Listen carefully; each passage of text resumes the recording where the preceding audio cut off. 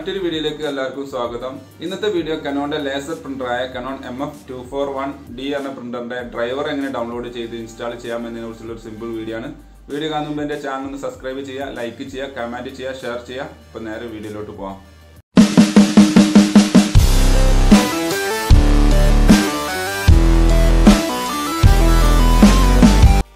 ഏതെങ്കിലും ഒരു browser open ചെയ്യുക. അതിൽ ഗൂഗിളിൻ്റെ ഹോം പേജ് എടുത്തതിന് ശേഷം Canon സപ്പോർട്ട് ഇന്ത്യ എന്നുള്ളത് ടൈപ്പ് ചെയ്യുക, സെർച്ച് ചെയ്യുക. അപ്പോൾ ഇവിടെ കുറേ വെബ്സൈറ്റുകൾ കാണിക്കും. അതിൽ ഈ ഫസ്റ്റ് കാണുന്ന സപ്പോർട്ട് Canon ഇന്ത്യ എന്നുണ്ടെങ്കിൽ അത് ജസ്റ്റ് ക്ലിക്ക് ചെയ്യുക.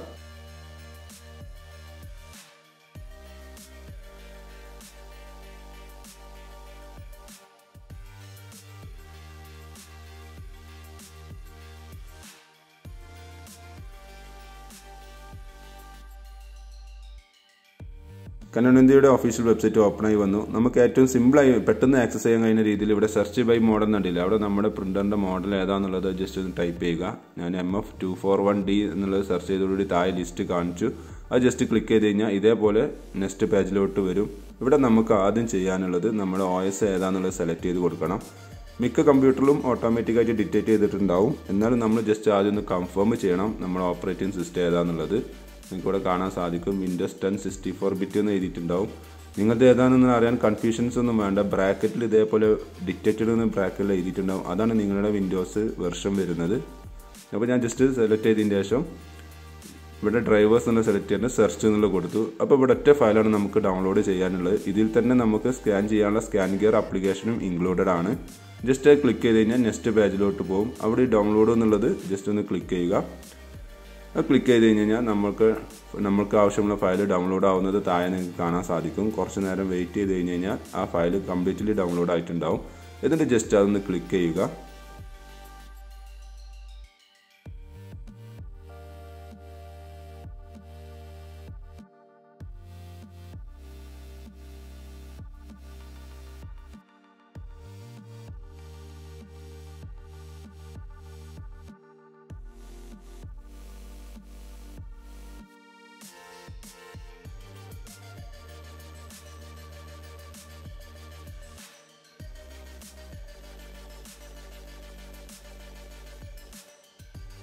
ആ ക്ലിക്ക് ചെയ്തതോടുകൂടി ഫയൽ എക്സ്ട്രാക്റ്റിംഗ് നടന്നുകൊണ്ടിരിക്കുന്നുണ്ട്. ജസ്റ്റ് ഒന്ന് വെയിറ്റ് ചെയ്യണം. നിങ്ങൾക്കിവിടെ കാണാൻ സാധിക്കും അൺസിപ്പ് ചെയ്തുകൊണ്ടിരിക്കുകയാണ്.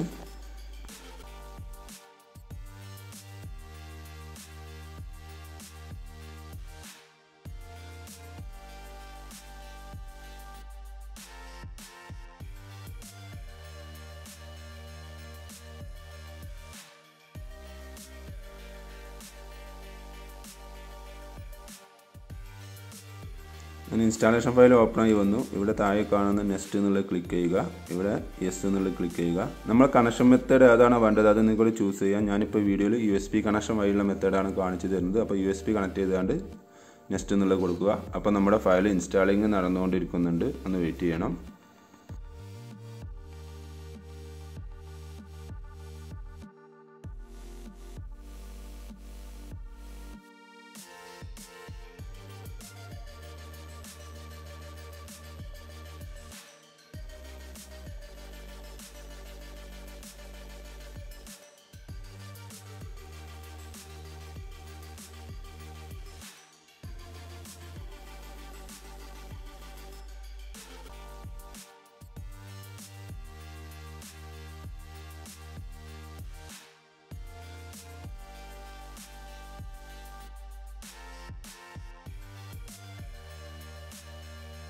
ഇൻസ്റ്റാളേഷൻ കംപ്ലീറ്റ് ആവുന്നതോടുകൂടി USB കേബിൾ കണക്ട് ചെയ്യാൻ ചോദിക്കും.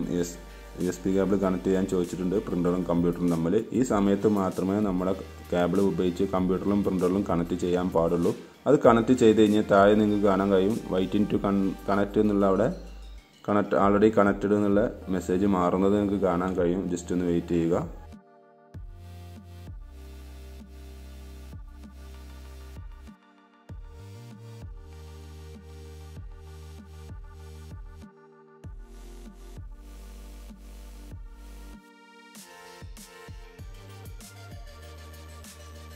Yes, the device is connected to your computer message. You can exit the control panel open just to test page print. Installation process completed. ഇനി വേണമെന്നുണ്ടെങ്കിൽ ജസ്റ്റ് ഇവിടെ ഒരു dialogue box ഓപ്പണായി വരാൻ സാധ്യതയുണ്ട്. ഇതിൻ്റെ സർവേ പ്രോഗ്രാമും കാര്യങ്ങളും എന്ന് പറഞ്ഞിട്ട് നിങ്ങൾക്ക് ഇവിടെ ഡയലോഗ് ബോക്സ് ഓപ്പണായി വന്നത് കാണാൻ സാധിക്കും. അത് ജസ്റ്റ് അക്സെപ്റ്റ് എന്നുള്ളത് വേണമെങ്കിൽ കൊടുക്കാൻ വേണ്ടി താഴെ കാണുന്ന അക്സെപ്റ്റ് എന്നുള്ളത് ക്ലിക്ക് ചെയ്ത് കഴിഞ്ഞാൽ അതുപോലെ സർവേ പ്രോഗ്രാമും കാര്യങ്ങളാണ്. വേണ്ടാന്നുണ്ടെങ്കിൽ ഡു നോട്ട് അക്സെപ്റ്റ് എന്ന് കൊടുത്തു കഴിഞ്ഞാലും കുഴപ്പമൊന്നുമില്ല. ഇത് കാര്യമാക്കേണ്ട ആവശ്യമില്ല. ആൾറെഡി നമ്മുടെ ഡ്രൈവർ ഇൻസ്റ്റാളേഷൻ കംപ്ലീറ്റഡ് ആയിട്ടുണ്ട്. അവർ സർവേ പ്രോഗ്രാം മാത്രമാണ് ഇൻസ്റ്റാളേഷൻ ആവാത്തത്. അതിൻ്റെ ചെറിയൊരു ഇൻസ്റ്റാളേഷൻ ക്യാൻസൽഡ് എന്നുള്ള മെസ്സേജാണ്. ഞാൻ ഇപ്പോൾ ടെസ്റ്റ് പേജ് പ്രിൻറ്റ് ചെയ്യാൻ വേണ്ടി കൺട്രോൾ പാനൽ ഓപ്പൺ ചെയ്ത് അതിൽ ഡിവൈസസ് ആൻഡ് പ്രിൻറ്റേഴ്സ് എന്നുള്ള ഓപ്ഷൻ എടുത്തു. എൻ്റെ ഈ ലാപ്ടോപ്പിൽ കുറേ പ്രിൻ്റർ കണക്ട് ചെയ്തുകൊണ്ട് കുറേ പ്രിൻ്ററിൻ്റെ ലിസ്റ്റ് കാണിക്കുന്നുണ്ടാവും. നിങ്ങളുടെ അതേപോലെ കുറേ ലിസ്റ്റുകളൊന്നും കാണിക്കില്ല. നമ്മളിത് കാണാൻ സാധിക്കും. ഇവിടെ പ്രിൻ്ററിൻ്റെ പേരും കാര്യങ്ങളൊക്കെ കാണിക്കുന്നുണ്ട്. അതിൻ്റെ റൈറ്റ് ബട്ടൺ നോക്കിയിട്ട് ഞാൻ പ്രിൻ്റർ പ്രോപ്പർട്ടീസ് സെലക്ട് ചെയ്തു. അതിൽ താഴെ കാണുന്ന പ്രിൻ്റ് ടെസ്റ്റ് പേജ് എന്നുള്ള കമാൻഡ് കൊടുത്തു.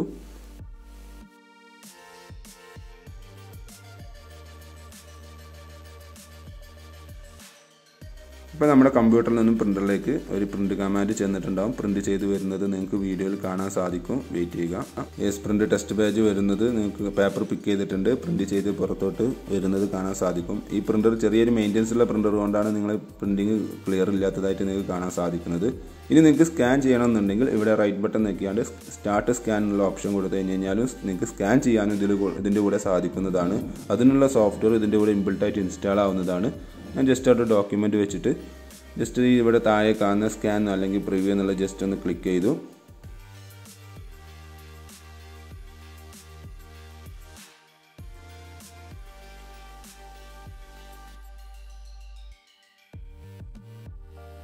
അപ്പോൾ ഞാൻ വെച്ച ഡോക്യുമെൻ്റ് പ്രിവ്യൂ ആണ് നിങ്ങൾക്ക് കൂടെ വീഡിയോയിൽ കാണുന്നത്. കണ്ടില്ലേ? അപ്പോൾ നമ്മുടെ സ്കാനിങ്ങും വർക്കിംഗ് ആണ്. നിങ്ങൾക്കത് സ്കാൻ എന്നുള്ള വീണ്ടും കൊടുത്തു കഴിഞ്ഞാൽ നമുക്ക് ഏതാണ് ഫോൾഡർ ആ ഫോൾഡറിൽ അത് സേവ് ആവുന്നതാണ്. ഇതേപോലെ നിങ്ങൾക്ക് വേണമെങ്കിൽ ക്രോപ്പ് ചെയ്ത് അഡ്ജസ്റ്റ് ചെയ്യാൻ സാധിക്കുന്നതാണ്. എന്നിട്ട് സ്കാൻ കൊടുത്തു കഴിഞ്ഞാൽ മാത്രമേ അത് സേവ് ആവുകയുള്ളൂ. പ്രിവ്യൂ ഒരിക്കലും സേവ് അല്ല. ആ കാര്യം പ്രത്യേകം ശ്രദ്ധിക്കണം. അപ്പോൾ ഇതേപോലെ നിങ്ങൾക്ക് ട്രൈ ചെയ്യാവുന്നതാണ്. Thanks for watching my video.